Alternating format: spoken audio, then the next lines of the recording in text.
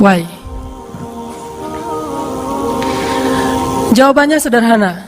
Karena kita membandingkan diri kita dengan orang-orang lain, atau nggak usah diri kita deh, kita membandingkan nasib orang beriman dengan nasib orang yang tidak beriman, sama-sama menggunakan dunia. Padahal Allah tidak banyak berjanji urusan dunia kepada orang beriman. Kalau mau ngebandingin, bandingkanlah orang beriman itu dengan akhirat dan orang yang tidak beriman dengan dunia. Dia dapat apa di dunia, kita dapat apa di akhirat, itu baru imbang perbandingannya. Kalau kita ngebandingin dia dapat apa di dunia, saya dapat apa di dunia, itu perbandingan yang gak matematis menurut Islam, gak logis menurut iman. Baru logis kalau kita ngebandingin, dia orang misalnya riba, terus dia bisa beli aset sekian, saya nggak riba, dapat apa nanti di akhirat, itu baru logis tuh menurut iman. Cuman kalau kita hitung-hitungan, dia kok mengawali usahanya dengan cara riba, saya dengan cara yang lebih syar'i, kok dia dapat sekian aset saya enggak, ini secara hitung-hitungannya aja pertanyaannya udah salah sehingga tidak ada jawaban. Jadi kalau pertanyaannya udah salah, tidak ada jawaban. Makanya yang harus diperjelas dulu pertanyaannya, baru nanti ketemu jawabannya. Saya mau sharing sebuah kisah nih tentang dua orang laki-laki Bani Israel. Satu ahli surga, satu ahli neraka. Yang satu mukmin, yang satu kafir. Yang kedua laki-laki ini juga sempat dikisahkan oleh Allah di dalam surat Al-Kahfi. Nanti teman-teman yang rajin baca Al-Kahfi pada hari Jumat bisa cek tuh. Salah satu kisah di surat Al-Kahfi itu kisah dua laki-laki Bani Israel, yang satu kaya, yang satu miskin, yang satu kafir, yang satu mukmin. Ceritanya dua orang laki-laki Bani Israel ini sama-sama Allah karuniai rezeki sebanyak 4.000 dinar. Sekarang 1 dinar itu kurang lebih sekitar 2,5 juta. Jadi ada 4.000 di dinar. Lalu laki-laki kaya, laki-laki kafir, laki-laki yang tidak beriman, membeli sebuah rumah yang sangat bagus di puncak bukit dengan view yang luar biasa, dengan harga 1.000 dinar. Sehingga kemudian dia datang kepada temannya yang mukmin, dia bilang, yuk ke rumah saya tunjukin rumah baru saya. Datang nih ke rumah baru laki-laki yang tidak beriman. Pas ngelihat dari gerbangnya luar biasa, tamannya luas, ada rusanya, ada kijangnya, ada marmutnya, ada segala macamnya, ada onta, ada kuda, lengkap aja tuh. Ini rumah atau kebun binatang ya? Pokoknya rumahnya keren aja. Terus laki-laki beriman nanya, ini rumah baru? Ya. Berapa kamu belinya? 1.000 dinar. Bagus kan? Bagus. Ya udah kamu beli atau 1.000 dinar. Ini rumah kayak gini banyak nih masih dijual. Akhirnya laki-laki mukmin ini pulang. Malam harinya dia sholat, kemudian dia berdoa, ya Allah, sahabat saya sudah membeli sebuah rumah yang besar, rumah yang bagus dengan harga 1.000 dinar. Maka besok saya ingin membeli itu di surga dengan cara bersedekah 1.000 dinar. Maka berikanlah untuk saya rumah yang lebih bagus di surgamu ya Allah. Dia sedekah 1.000 dinar. Lalu besoknya ketemu sama temannya yang tidak beriman, nanya, udah beli rumah? Udah. Di mana? Nggak dekat dengan rumah saya, jauh kata dia. Di mana itu? Di surga. Hah? Caranya gimana? Sedekah. Wah, kamu mah orangnya fanatik lah, istilahnya sok soleh lah, apalah segala macam, Pak Haji. Diledekin aja tuh. Diledekin. Taulah yang udah hijrah kan gitu ya, suka ada istilah-istilah ngeledekin. Ya udah hijrah, anak masjid, apa istilah-istilahnya. Diledekin gara-gara dia bersedekah 1.000 dinar. Sebagai ganti temannya yang membeli 1.000 dinar itu bisa beli rumah yang besar. Diledekin terus. Setelah berlalu sekian lama, kemudian laki-laki yang pertama ini yang tadi tidak beriman nikah. Istrinya tuh cantiknya luar biasa, usianya ABG, cantik. Setelah selesai dia lamar, nikah, pas hari pernikahan ngundang temannya yang beriman. Datang ya ke acara pernikahan saya. Acaranya tuh weddingnya itu ada IO-nya, IO terkenal, paling terkenal di situ, IO Bani Israel. Paling. Jadi wedding bukan IO ya, wedding organizer-nya Bani Israel. Kan orang Bani Israel mah, orang Yahudi ini kalau bikin acara tuh luar biasa ya. Kayak mereka bikin Tomorrowland segala macam kan.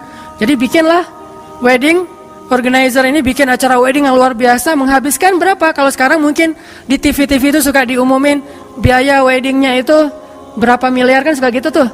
Nah dia ngumumin. Atau kalau nggak dia umumin pun orang-orang bilang, tahu nggak itu acaranya habis berapa? 1.000 dinar. Habis 1.000 dinar. Dia nanya, ini emang habis 1.000 dinar? Ya, maharnya 1.000 dinar. Mahar si cewek cantik. Cewek paling cantik di kota itu aja. Tidak ada lagi cowok kecuali pernah suka sama tuh cewek. Tapi dia dapat gara-gara punya uang 1.000 dinar. Saya pernah guyon sama istri saya, nanti kalau anak kita nikah, maharnya nggak usah mahal-mahal, 2 miliar aja. 1 miliar buat dia, 1 miliar buat bapaknya. Nah, 1.000 dinar. Udah gitu dia pulang nih orang beriman. Malamnya dia tahajud, dia berdoa kepada Allah, ya Allah, teman saya udah nikah, nah saya mau masih gini aja. Tuh ya, ini pedoman buat teman-teman ya. Kalau ada yang ngasih kartu undangan, tanya maharnya berapa? Maharnya 10 juta. Waduh, saya pas nih 10 juta. Bilang ke Allah, ya Allah, sama kayak dia, saudara saya, teman saya udah menikah dengan mahar 1.000 dinar.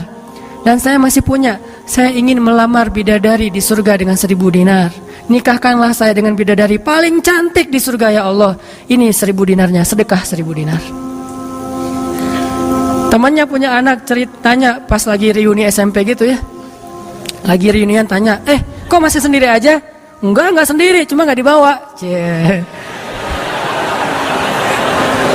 Itu trik menjawab pertanyaan yang nyelekit tadi. Loh, kok kamu sendiri? Nggak ditemenin sama si dia? Lagi nggak enak badan. Nggak dibawa katanya. Loh, kok nggak dibawa? Soalnya masih di surga. Udah aja. Oh, di surga gimana caranya? Sedekah 1.000 dinar. Wah, lo benerannya keterlaluan lo. Habis-habisan dibully. Dibully habis-habisan gara-gara dia nggak melamar cewek dengan 1.000 dinar, malah pakai sedekah untuk melamar bidadari hurul ain.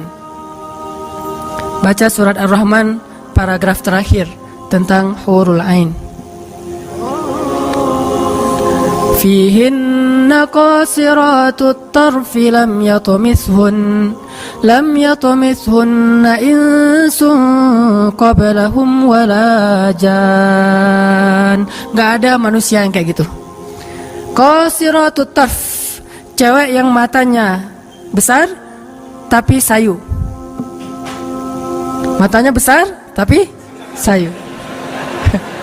Kalau mata saya kecil, matanya besar tuh. Orang sekarang kan banyak pengen mata besar, sampai diedit dulu di berapa tuh? Aplikasi teh.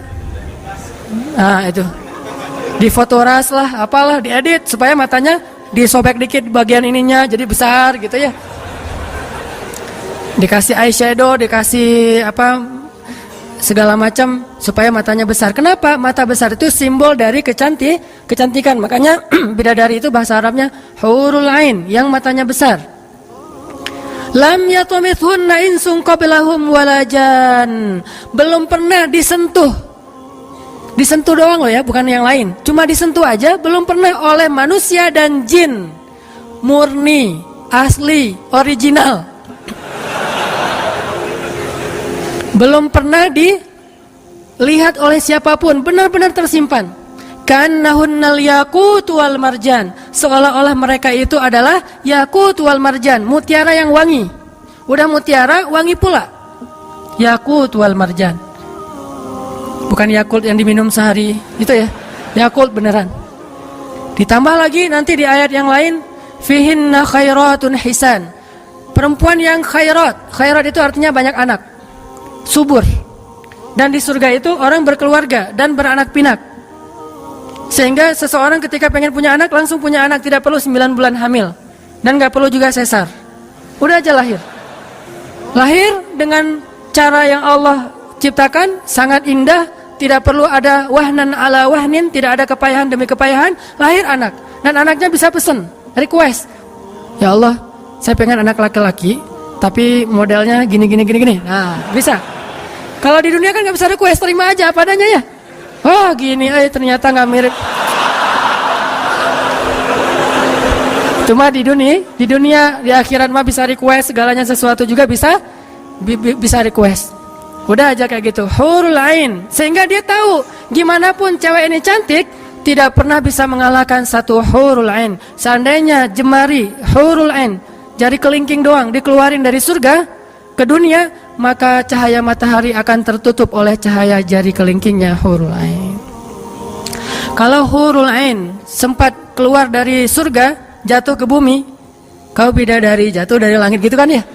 Nah, jatuh tuh ke bumi beneran, maka nafasnya satu kali dia bernafas, semua manusia akan mati karena tergila-gila kepada dia. Harumnya nafas hurul ain. Gak usah dibayangin, ntar makin gak bisa tidur. Sekedar ilustrasi doang nih. Akhirnya dia lamar tuh hurul ain dengan sedekah 1000 dinar. Udah aja sih kayak gitu. Dan dia merasa, alhamdulillah saya lebih beruntung dari dia, saya lebih beruntung dari dia. Gitu matematika mukmin.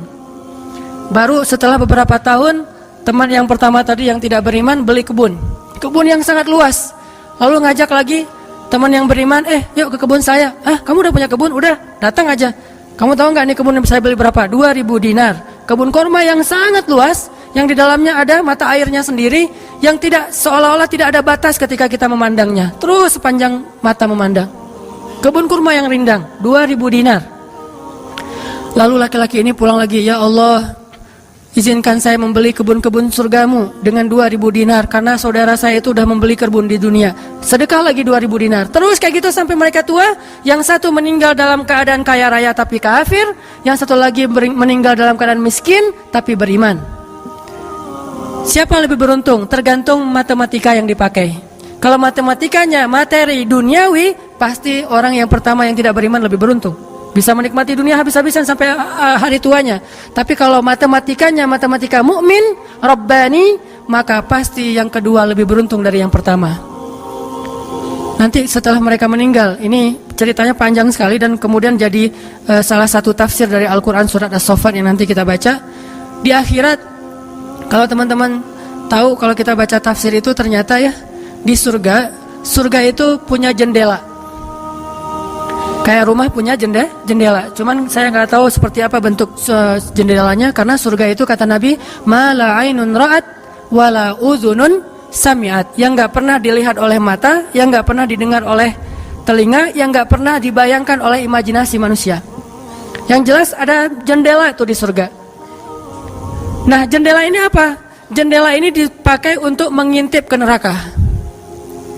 Jadi nanti kalau ada kisah-kisah penduduk surga menyelamatkan orang-orang di neraka, itu lewat jendela itu. Kalau ada cerita penduduk surga dan penduduk neraka berdialog, itu lewat jendela itu. Bukan keluar dulu, sama-sama keluar terus ada ruangan khusus dialog gitu, enggak. Atau pakai misalnya Skype gitu ya, nelpon neraka pakai Skype. Tling, lagi disiksa, aduh ada yang nelpon, bentar dulu. Kan nggak ada yang gitu ya. Ini mah pakai jendela. Jadi jangan pakai imajinasi teknologi yang sekarang. Nggak ada Skype, nggak ada WhatsApp call, video call gitu. Nggak ada line. Yang ada lewat jendela. Begitu dia ngelihat ke jendela, dia langsung Allah berikan dimensi melihat neraka. Langsung Allah kasih ruang untuk bisa melihat neraka. Di neraka itu dia akan bertanya kepada malaikat neraka, ngasih kayak kertas gitu. Tolong cariin yang namanya ini. Cariin. Oh ya, ini masa nggak kenal kayaknya di surga. Emang siapa? Hananataki. Penduduk malaikat neraka mah nggak kenal. Amin. Aminin atuh. Mudah-mudahan semua kita tidak dikenal di neraka. Dikenal di surga insya Allah. Kalau ini mah nggak boleh heureuy. Ini serius nih mah. Udah aja ngasih nama gitu ya ke malaikat penjaga neraka.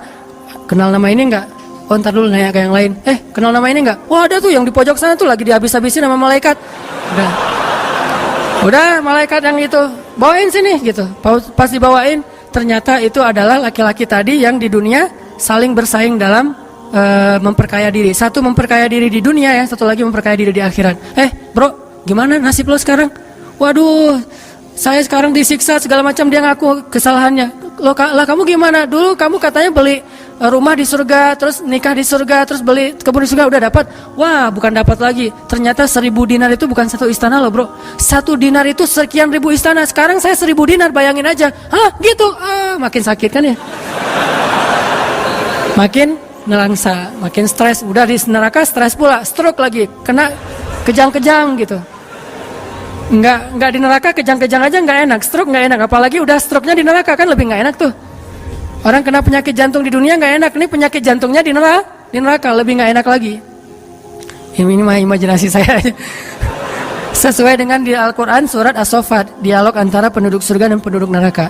Inilah teman-teman matematika untuk mengukur siapa lebih beruntung. Sehingga kita tidak perlu bertanya, kenapa? Why? Saya udah hijrah kok makin susah hidup saya? Dunia itu, akhirat enggak. Kalau kita mengukur amal kita hanya dengan dunia, kita bakal sering kecewa karena Allah tidak menilai dunia ini bahkan lebih ringan daripada sebelah sayap nyamuk. Seandainya kata Nabi dunia ini di mata Allah ada harganya, pasti Allah nggak mau ngasih dunia kepada orang yang tidak beriman, nggak mau.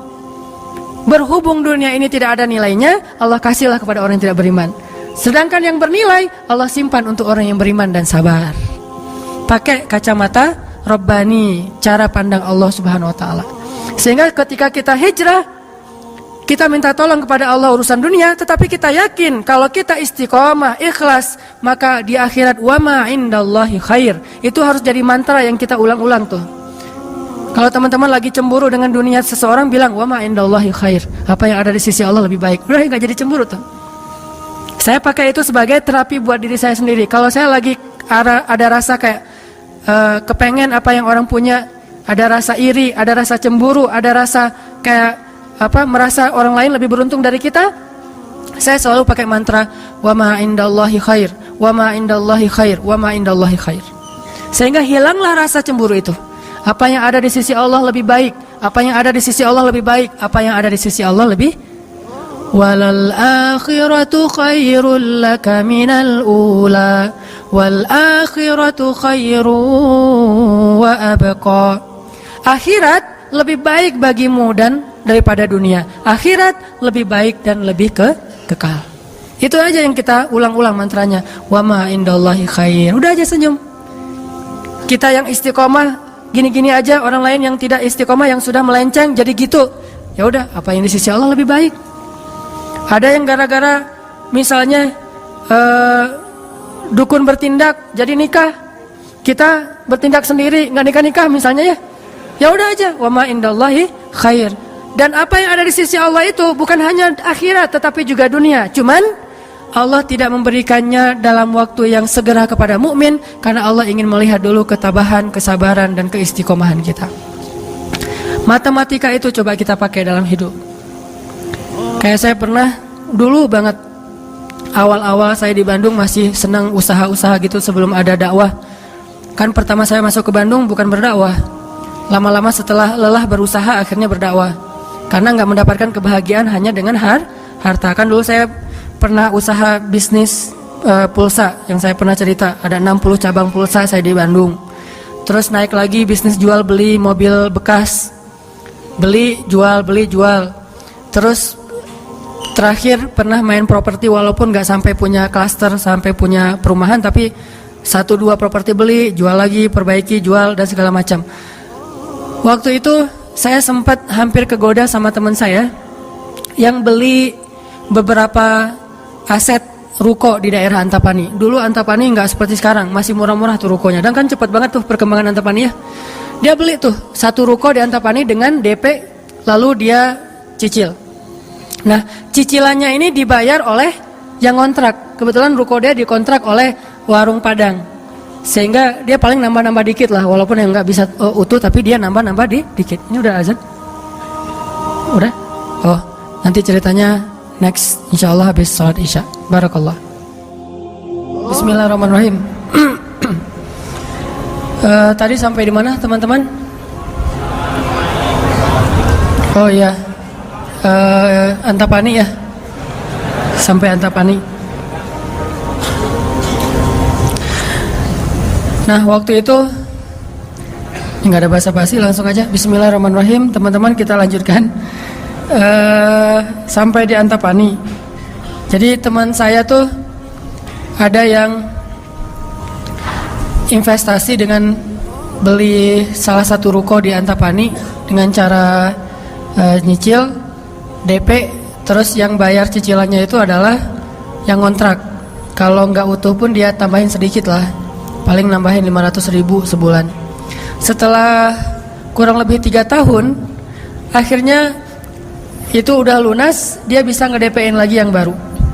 Setelah sekitar 5 tahun berjalan, saya ketemu lagi sama dia. Dia bilang, ini semuanya udah ruko saya nih. Udah ada sekitar 6 ruko yang dia punya, dan setengahnya dipakai sama Alfamart. Sisanya dipakai ada warung Padang, ada apa di situ. Sehingga dengan cara dia bisa cepat berkembang. Saya di awal menganggap diri saya tuh agak-agak idealis. Anggapan pertama, waduh saya ini kayaknya terlalu idealis kali ya gitu. Mulai galau kan, mulai tidak istiqomah. Jangan-jangan saya terlalu kaku nih dalam agama. Lagi nyari-nyari dalil mana nih yang membolehkan gitu kan ya. Biasalah, apalagi ustadz kan bisa ngotak-ngatik gitu kan. Sampai bisa menemukan dalil boleh, tapi nggak nemu. Akhirnya yang bisa menguatkan hati apa? Wa ma indallahi khair. Apa yang ada di sisi Allah lebih baik. Kalau mau kayak gitu, mungkin sekarang saya udah punya juga beberapa ruko. Tapi karena nggak bisa dengan cara seperti itu, akhirnya ya punya itu aja dan tidak berkembang secara duniawi. Tetapi saya yakin mudah-mudahan dengan itu kita berinvestasi di akhirat. Makanya ini matematika harus jadi pola pikir kita, harus jadi mindset, persepsi kita dalam hitung-hitungan amal. Sehingga ketika kita belajar Islam, mulai bertaubat, mulai berhijrah, lalu Allah Subhanahu wa taala seolah-olah lebih memanjakan orang lain yang belum berhijrah, yang belum bertaubat daripada kita dengan dunia. Katakan wa ma indallahi khair. Apa yang ada di sisi Allah lebih baik. Katakan bahwa wal akhiratu khairun wa abqa. Akhirat lebih baik dan lebih kekal. Katakan walal akhiratu khairul laka minal ula. Dan akhirat itu lebih baik bagimu daripada dunia. Ini yang memotivasi kita untuk bisa istiqomah, sehingga kita tidak ngerasa dicurangin sama Allah Subhanahu wa taala. Karena Allah melihat balasan akhirat itu lebih baik daripada ngebalas di dunia. Sehingga Allah kalau sayang kepada seorang hamba, Allah menyediakan akhirat lebih besar daripada dunia untuk dia. Seandainya dunia itu adalah bentuk kasih sayang Allah, maka Allah sudah memberikan kekayaan dunia kepada semua nabi yang Allah cintai. Tapi nabi yang kaya itu sedikit. Rata-rata nabi itu susah hidupnya, apalagi setelah menjadi nabi. Nabi Muhammad sebelum jadi nabi hidupnya luar biasa kan? 40 tahun pertama, terutama 15 tahun pertama setelah menikah dengan Khadijah, gimana kehidupan Nabi Muhammad? Segalanya ada. Khadijah itu orang yang paling kaya, perempuan paling kaya di Mekah, menikah dengan Nabi Muhammad yang pintar dalam berdagang. Gak pernah Nabi rugi dalam berdagang. Jujur tapi untung. Sehingga selama 15 tahun Nabi mau traveling kemana aja bisa. Traveling ke Syam bisa. Traveling ke Yaman bisa. Syam dan Yaman itu jarak yang cukup jauh. Mau ngapain aja bisa. Punya ternak yang sangat banyak, punya kebun kurma yang luas sekali dan segala macam. Rumahnya rumah terbaik di kota Mekah. Hidup selama 15 tahun dalam kenikmatan. Begitu jadi nabi, langsung kayak terjun payung, cepat sekali. Sampai akhirnya Khadijah wafat ketika Nabi masih di Mekah dalam keadaan hampir tidak punya warisan apa-apa. Jadi kurang dari 13 tahun jatuh miskin, fakir. Sampai ketika hijrah ke Madinah, Aisyah curhat. Apa kata Aisyah? Di rumah Rasulullah itu lebih dari 1 bulan tidak ada asap di dapur. Dalam keadaan tidak pernah masak selama berbulan-bulan. Soalnya kalau kita mah beli warung Padang, jadi nggak perlu masak ya. Kenapa itu rumah nggak pernah masak? Yalah, soalnya dia punya warung, jadi masaknya di warung, tinggal dibawa aja ke rumah. Nabi benar-benar nggak pernah masak tuh. Coba bayangin, pernah nggak Nabi bilang gini ke Allah, Allah, lah saya kan kerjanya sama Allah, kok malah jadi kayak gini, hidup saya jadi susah gini? Enggak pernah Allah Nabi mengatakan demikian. Kenapa? Karena Nabi tahu logikanya.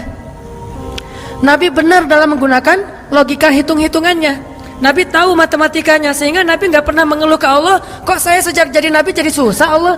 Katanya saya kekasih Allah, kok saya diperlakukan kayak gini? Nggak pernah Nabi ngomong kayak gitu. Kalau Nabi aja kekasih Allah, malah jadi susah gara-gara jadi kekasih Allah secara duniawi, tidak pernah mengeluh. Terus siapa kita mau mengeluh dan menuduh Allah dengan tuduhan-tuduhan yang tidak benar? Apakah kita merasa bahwa setelah kita berhijrah Allah harus memberikan kepada kita dunia yang di mata Allah tidak ada nilainya? Berarti kita meminta kepada Allah sesuatu yang tidak baik dan membuang sesuatu yang baik. Itulah yang dulu pernah dinasihatkan oleh Musa kepada Bani Israel di dalam surat Al-Baqarah.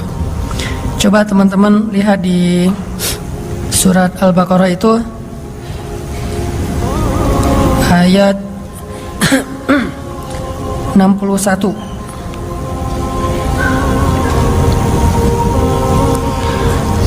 A'udzu billahi minasy syaithanir rajim.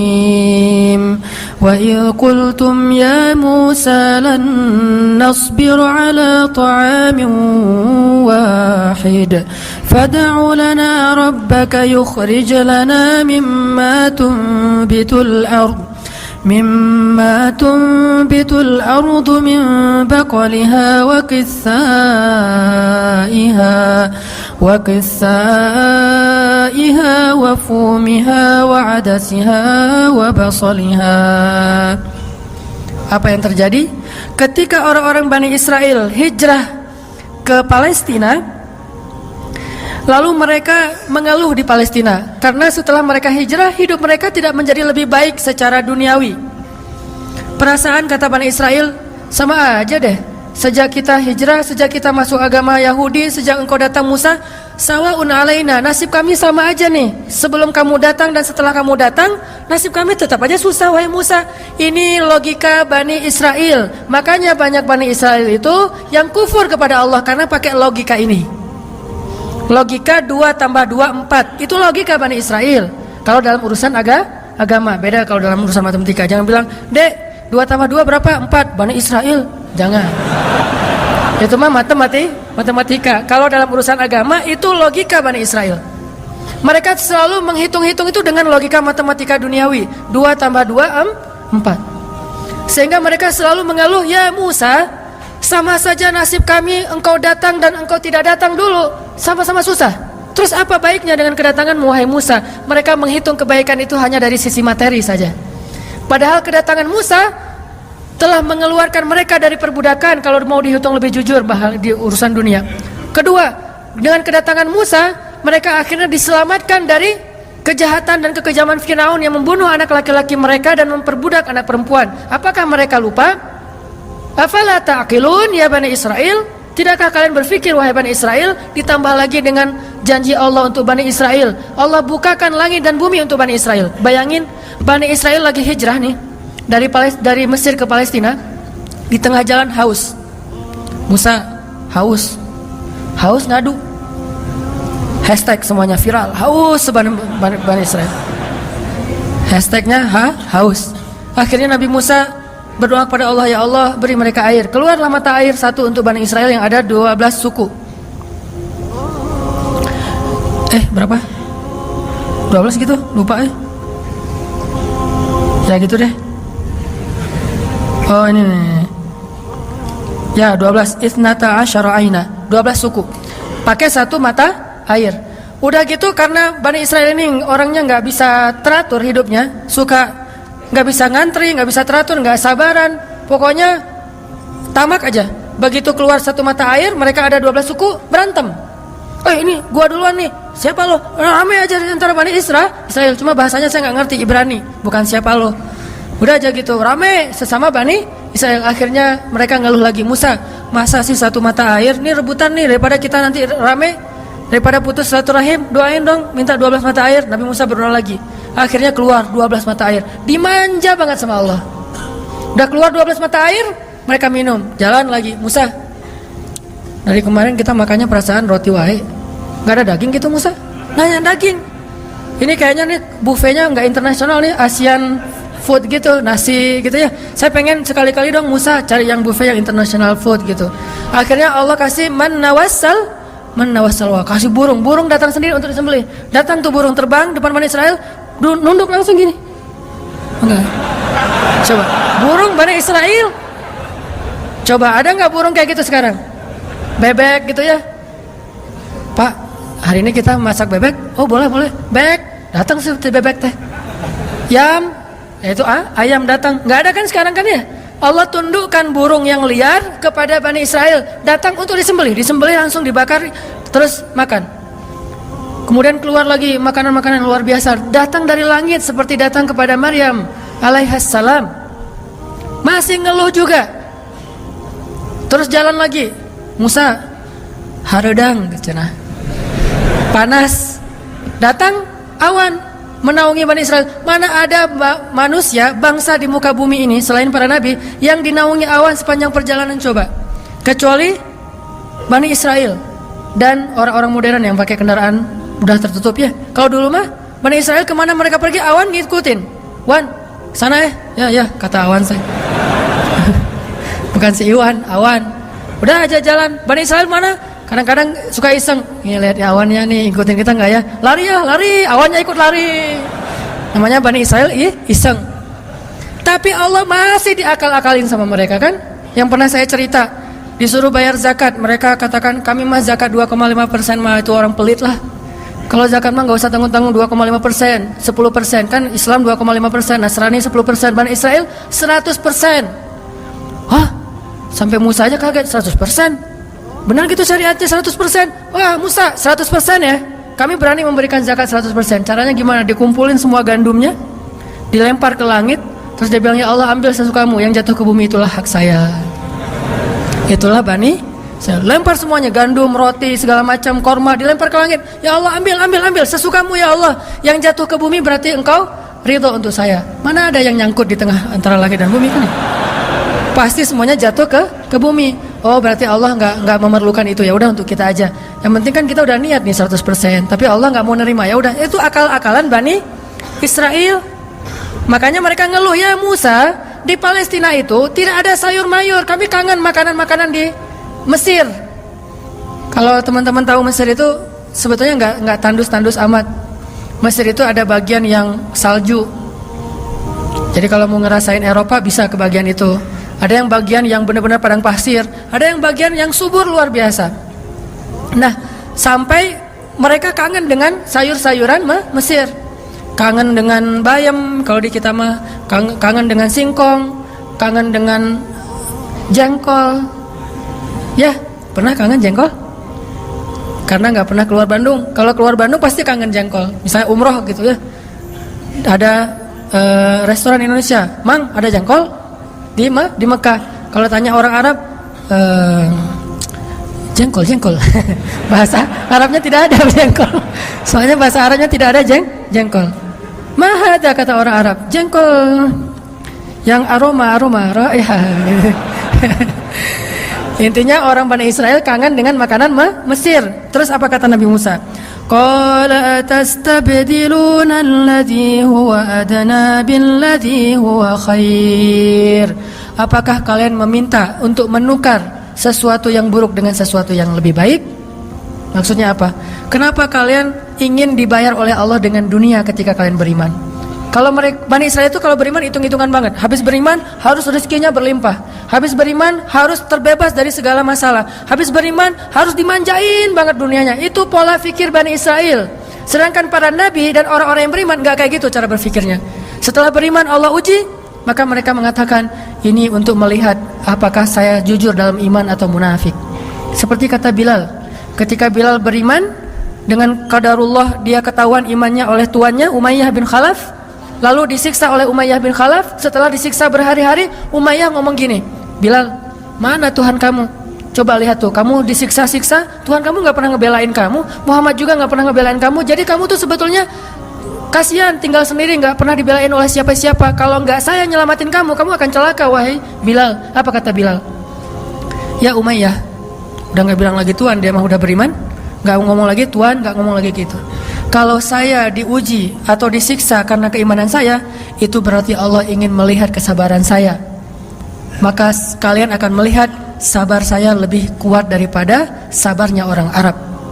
Karena orang Arab Mekah itu terkenal dengan keteguhan dan kesabarannya. Saya akan lebih sabar daripada laki-laki Arab dan akan lebih kuat daripada gunung Uhud. Bilal tahu itu. Jadi bukan, ya juga ya Umayyah, ya udah deh balik lagi aja kayak dulu. Enggak, Bilal mah gak ngomong kayak gitu. Kan orang suka pundung gitu ya, pundung fisabilillah.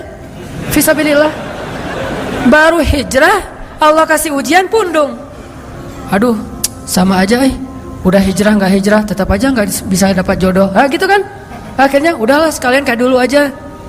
Aduh, sama aja, ternyata udah rajin ngaji belum kelihatan juga ke atas, masih aja nggak ada yang kecantol misalnya kan ya. Aduh, udah rajin udah pindah kerjaan, tetap aja belum dapat kerjaan yang lebih baik. Kata Allah, wa may yattaqillah yaj'al lahu makhraja. Mana? Wa yarzuqhu min haitsu la yahtasib. Mana tuh? Jawabannya Allah berikan itu setelah Allah lihat kesabaran kita. Kalau Allah belum melihat kesabaran kita, Allah nggak akan kasih apa yang Allah janjikan. Karena yattaqillah bukan hanya taubat tetapi sabar, itu satu paket. Takwa itu at-ta'ah was sabr, itulah takwa. Taat dan sabar, itulah takwa.